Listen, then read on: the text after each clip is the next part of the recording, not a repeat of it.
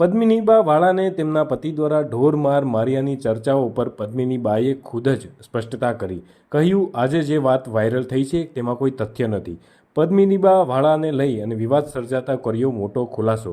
જ્યારથી મેં સંકલન સમિતિ સામે બોલવાનું શરૂ કર્યું છે ત્યારથી જ મને બદનામ કરવાના પ્રયાસો કરવામાં આવી રહ્યા છે. આજે જે વાત વાયરલ થઈ છે તેમાં કોઈ તથ્ય નથી. સંકલન સમિતિ પર પણ પદ્મિનીબા વાળાએ ગંભીર આક્ષેપો કર્યા છે. સાંભળો શું કહ્યું પદ્મિનીબા વાળાએ. જી ના, તદ્દન ખોટું છે અને મારા મિસ્ટર ખૂબ જ સારા છે. આ બધો મેસેજ ફેક છે, બરાબર? એટલે કોઈએ માનવું નહીં. અને આ ક્યાંક ને ક્યાંક જે પણ થઈ રહ્યું છે એ આપ બધા જોતા જ હશો કે શું થઈ રહ્યું છે. જ્યારથી મેં સંકલન સમિતિનો વિરોધ કર્યો છે ત્યારથી અવારનવાર અભદ્ર ટિપ્પણી થઈ રહી છે. પણ હું બધાને બેસ્ટ ઓફ લક કહું છું, બધા ભાઈઓને, કે એક બેનને ખબર નથી કે એક બેન પોતાના સ્વાભિમાનની લડત જો આવી રીતના આપતા હોત અને અત્યારે હાઈલાઇટ અમે ઉપર છીએ એટલે તમારે ગમે એમ કરી નીચે બેસાડવા છે. અને હું એ પણ મેસેજ કહેવા માંગુ છું કે બધાને એમ હશે કે પદ્મિનીબા અમને દેખાતા નતા.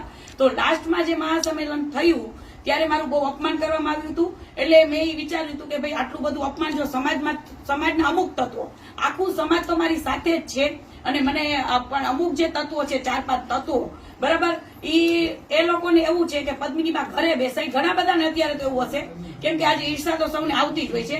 એટલે અત્યારે મને એવા પણ ફોન આવતા હોય છે કે માનસિક રીતે આપણે ઓલું કરતા હોય છે કે બેન તમારે તો આ બધું જયરાજથી વાયરલ કરે છે, ઓલા કરે છે, પણ જયરાજભાઈ મારા મોટા ભાઈ છે અને હંમેશા રહેશે.